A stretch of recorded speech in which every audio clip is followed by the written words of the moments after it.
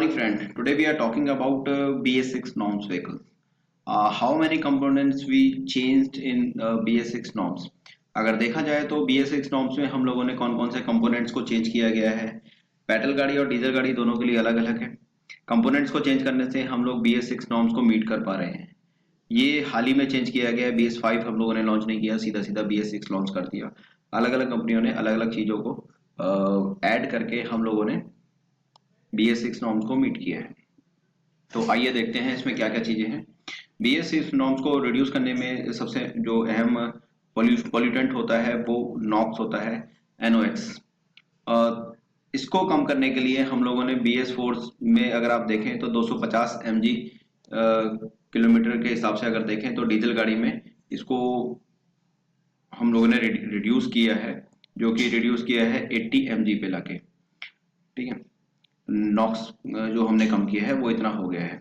उसके अलावा nitrogen oxide जो है बेसिकली परमिटेड लेवल जो था वो 70% एंड 25% डीजल था। पेट्रोल के लिए इतना था और डीजल के लिए इतना था। 70% पेट्रोल के लिए और 25% डीजल के लिए था। कंपोनेंट्स स्पेशली कौन कौन से चेंज किए हैं वो देख सकते हैं हम लोग। EGR है हम लोगों ने इसमें, अगर आप देखें तो पेट्रोल गाड़ी में हम लोगों ने EGR ऐड किया है। और इंजेक्टर जो है वो पर सिलेंडर 2 इंजेक्टर दिए गए हैं। उसके अलावा ऑयल टेम्परेचर स्विच इसमें दिया गया है। दो जगह से हम लोगों को इंजन का टेम्परेचर मिल सकेगा। पहला जो है वो हम लोग एल्बो पाइप के पास में जो ECT सेंसर लगा होता है उससे हम लोग जो है कूलेंट का टेम्परेचर ले सकते हैं, इंजन का टेम्परेचर। दूसरा हम जो है ऑयल टेम्परेचर स्विच से डायरेक्टली इंजन ऑयल या इंजन का टेम्परेचर ले सकते हैं।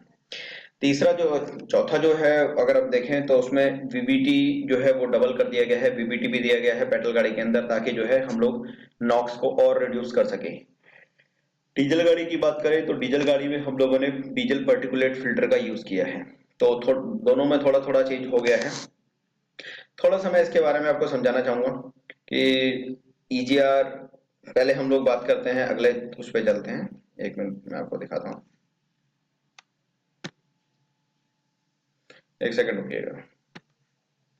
हाँ जी, तो डीजल से स्टार्ट कर लेते हैं। डीजल में अगर हम लोग देखें तो डीजल में हम लोगों ने डीजल पर्टिकुलेट फिल्टर का यूज किया है। शुरू में ये आ चुका था डीजल गाड़ियों में, जो कि ट्रक्स में यूज किया जा रहा था।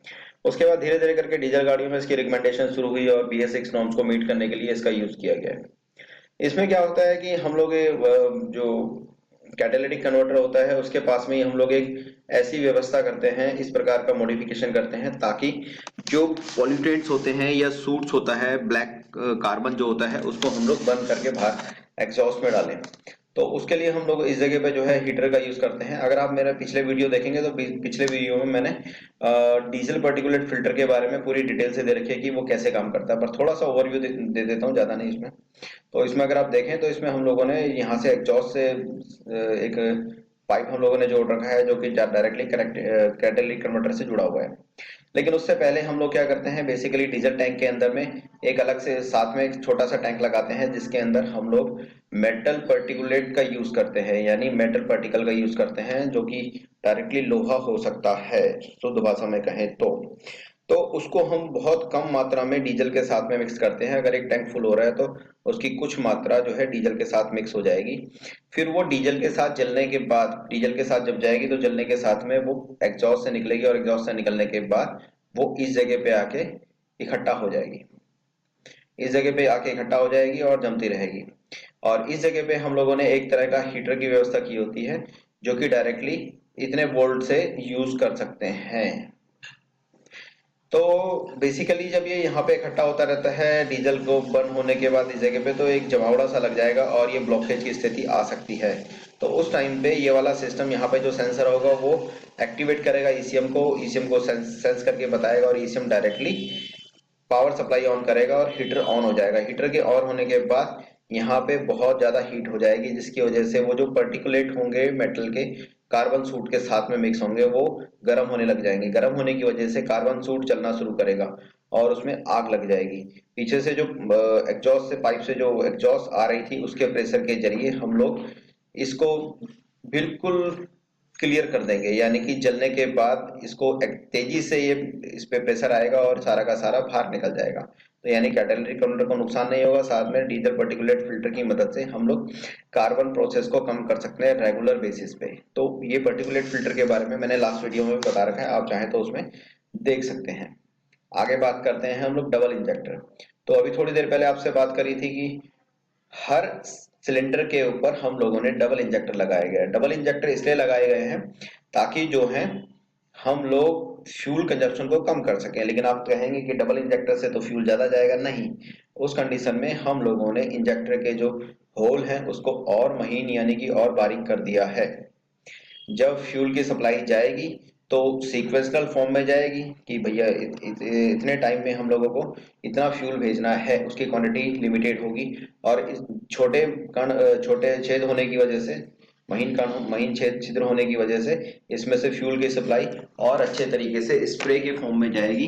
पहले भी स्प्रे में जाती थी लेकिन अभी और अच्छी तरीके से जाएगी स्प्रे होके, जिसकी वजह से फ्यूल जो होगा वो प्रॉपर दोनों दोनों पूरी तरफ से लेफ्ट और राइट में स्प्रे हो पाएगा और कंबशन अच्छा हो जाएगा। तो डुअल इंजेक्टर देने का फायदा यह है कि फ्यूल को हम पूरा चला पाए, कोई भी वेस्टेज ना हो। ये पेट्रोल गाड़ी में यूज किया जा रहा है, डीजल गाड़ी की बात नहीं करूंगा, पेट्रोल की बात करूंगा। उसके अलावा जो है BS6 नॉर्म में हम लोगों अगर देखें तो पेट्रोल गाड़ी के अंदर ही हम लोग इंटेक केम के ऊपर हम लोग VVT देते थे, लेकिन वो एडवांस करने के लिए देते थे और एडवांस टाइमिंग करने के लिए हम लोग इनटेक के ऊपर देते थे। लेकिन अभी हम रिटार्ड भी कर सकते हैं।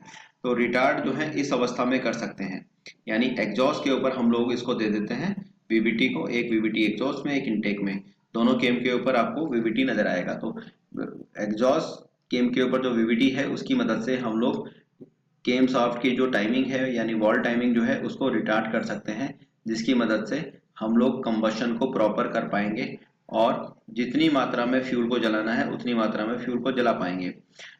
डबल VVT के बारे में VVT सेक्शन में मैंने बता रखा है कि VVT कैसे काम करता है, उसमें आप देख सकते हैं, VVT का एक वीडियो बना हुआ है। तो ये दो VVT हम लोगों ने दे रखी हैं जिससे कि हम लोग फ्यूल को और बेटर कर सके। VVT जिस गाड़ी में होता है वो EGR इफेक्ट पैदा करता है, ये भी मैंने आपको समझाया था लास्ट वीडियो में। VVT होने से EGR इफेक्ट पैदा होता है जिसकी वजह से ऑटोमेटिकली नॉक्स जो होगी वो रिड्यूस होती चली जाएंगी। ये इसका बेनिफिट होता है। अगले उस पर चलते हैं। VVT का उसके अलावा EGR, हम लोगों ने जो है पेट्रोल गाड़ी के अंदर EGR सिस्टम भी दिया हुआ है। पेट्रोल गाड़ी के अंदर EGR सिस्टम देने का फायदा ये है कि वो डायरेक्टली नॉक्स को रिड्यूस कर सकता है। EGR बेसिकली सिर्फ नॉक्स को रिड्यूस करने के लिए होता है, ध्यान रखिएगा, एवरेज बढ़ाने और घटाने के लिए काम में नहीं आता। तो EGR जनरली यूज किया जाता है नॉक्स को रिड्यूस करने के लिए। नॉक्स को ये रिड्यूस कैसे करता है, बेसिकली अगर देखें तो 1371 डिग्री सेल्सियस तक जब टेम्परेचर चला जाता है या उसको क्रॉस करता है तो उस कंडीशन में नॉक्स जनरेट होती है। नॉक्स जनरेट होने का जो टेम्परेचर है वो 1371 डिग्री सेल्सियस के आसपास होता है या उसको क्रॉस करने के बाद ही होता है, यानी इतना हाई टेम्परेचर चला जाता है। EGR के चैप्टर में मैंने इस बारे में पूरी डिटेल से दे रखा है। 1371 डिग्री सेल्सियस पे नॉक्स जनरेट होता है और उस कंडीशन में पोल्यूशन की मात्रा बढ़ जाती है। नॉक्स जब भी बाहर जाएगा तो वो लंग्स को नुकसान करेगा और फोटोकेमिकल रिएक्शन सन रेस के साथ में यानी कि अल्ट्रावायलेट किरणों के साथ में एक तरह का फोटोकेमिकल रिएक्शन करेगा, जिसकी वजह से लंग्स कैंसर या लंग्स को नुकसान होने का डर रहता है। एस्मा या इस तरह की प्रॉब्लम्स भी बढ़ सकती हैं। तो EGR बेसिकली क्या करता है, EGR के अंदर EGR बॉडी होती है, उसके चारों तरफ जो होता है हनीकॉम्ब एक प्रोसेस होता है जिसकी वजह, और EGR के चारों तरफ कूलेंट का प्रवाह चलता है यानी कूलेंट के पाइप जुड़ा होता है।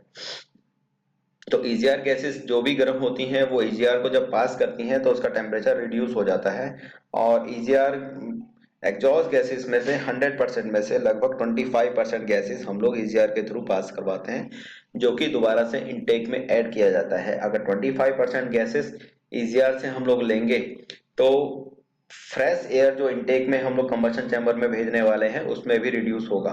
तो उसको हम सब 100% ना लेके 25% रिड्यूस कर देंगे, 25% ईजियर एग्जॉस्ट गैसेस को ले लेंगे। तो 75% फ्रेश एयर और 25% जली हुई गैसेस हम मिक्स कर देंगे, ठंडी गैसेस, मतलब ज्यादा ठंडी नहीं होती लेकिन 100 डिग्री 120 डिग्री के आसपास हो सकती हैं।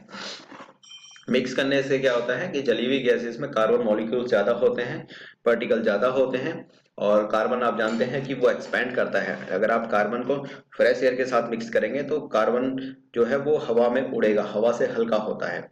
उसके अलावा जो है टेम्परेचर डाउन करता है, और जली हुई गैसेस को ऑलरेडी जलाना पॉसिबल नहीं होता, तो कंबशन ऑटोमेटिकली स्लो हो जाता है कंबशन चैम्बर में जब जली हुई गैसेस फ्रेश एयर के साथ मिक्स करके कंबशन चैम्बर में डाली जाती हैं। कंबशन स्लो होगा तो उस कंडीशन में 1300 डिग्री से नीचे आ जाएगा टेम्परेचर और नॉक्स जनरेट होना बंद हो जाएगा। तो ईजीआर इसलिए भी यूज किया जाता है। उसके अलावा हम लोग जो है उसके अलावा हम लोग जो है ऑयल टेम्परेचर स्विच का यूज कर रहे हैं। ऑयल टेम्परेचर स्विच का यूज करने का पर्पस क्या है कि ये हम लोग लगाते हैं इंजन में। इससे ये चेक किया जाता है कि ऑयल का टेम्परेचर कितना है। अगर ऑयल का टेम्परेचर ज्यादा होता है तो उस कंडीशन में भी हम लोग इंजन के टेम्परेचर को रिड्यूस करने के लिए और तरीके आजमा सकते हैं, जैसे कि रेडिएटर फैन का यूज जल्दी कर सकते हैं। कई बार क्या होता है कि कूलेंट टेम्परेचर ईसीटी सेंसर जो है वो एक्चुअल डाटा नहीं दे पा रहा, तो डाटा को वेरी करने के लिए, डाटा को दोबारा से वेरीफाई करने के लिए हम लोग ऑयल टेम्परेचर स्विच का यूज कर सकते हैं, साथ में इसका यूज किया जाता है। तो बेसिकली अगर देखें तो हम लोगों ने BS6 नॉर्म्स को मीट करने के लिए इसमें ईजीआर यूज किया, पेट्रोल गाड़ी की बात कर रहे हैं, डबल इंजेक्टर यूज किया, डबल वीबीटी यूज किया, ऑयल टेम्परेचर स्विच यूज कर रहे हैं। ये चीजें हम लोग इसमें यूज कर रहे हैं। इसका बेनिफिट क्या है? इसका बेनिफिट यह है कि BS6 नॉर्म्स मीट कर पाएगी। तो ये कंपोनेंट्स के आज मैंने जो वीडियो दिया था उसका पर्पस ये था कि आप ये समझ सकें कि BS6 नॉर्म्स में क्या क्या चीजें ऐड की गई है जिसकी वजह से हम लोग पॉल्यूशन को कम कर पा रहे हैं। तो स्पेशली नॉक्स को रिड्यूस करने के लिए ये सारा प्रोसेस यूज किया गया है। आगे जो है अगर आपको ये इन चीजों के बारे में पढ़ना है, चाहे वो ईजीआर हो, ऑयल टेम्परेचर स्विच के बारे में तो बताऊंगा, वीबीटी के बारे में पढ़ना है, डीजल पार्टिकुलेट फिल्टर के बारे में पढ़ना है, तो मेरे वीडियोस देख सकते हैं। मेरे वीडियोस में अगर आप देखेंगे तो ये आपको चैप्टर मिल जाएंगे और उसमें आप समझ सकते हैं ये कंपोनेंट्स वर्क कैसे करते हैं। धन्यवाद।